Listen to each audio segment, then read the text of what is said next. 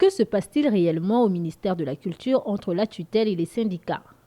Ils étaient une dizaine de personnes, artistes, agents et opérateurs culturels ce lundi dans le hall de ce département ministériel au Gabon, ayant convoqué une conférence de presse visant à décliner revendications et réclamations. La première concerne l'absence des nominations et affectations au sein de la quasi-totalité de nos services techniques depuis bientôt une décennie. La deuxième a trait au non-paiement des prestations des artistes et autres opérateurs ayant concouru à l'organisation de la 4e édition du festival Gabon 9 Provinces.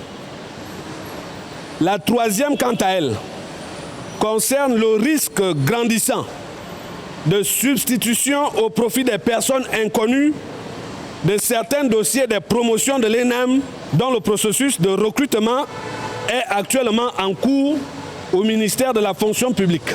Une situation qui étonne les responsables du ministère qui y voient une stratégie typique des syndicalistes gabonais visant à accélérer les actions déjà engagées et dont les solutions requièrent juste de la patience. Vous-même, vous connaissez les difficultés qu'il y a à faire sortir l'argent dans les caisses de l'État.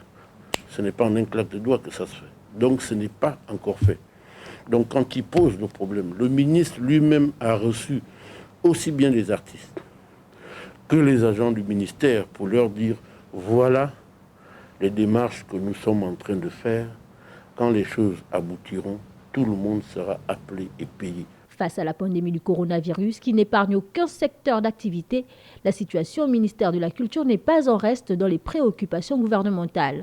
Et c'est dans ce sens que les membres du gouvernement, tous secteurs confondus, ne cessent d'inviter l'ensemble des partenaires sociaux à la résilience pour pouvoir envisager un retour à la normale orienté vers la relance.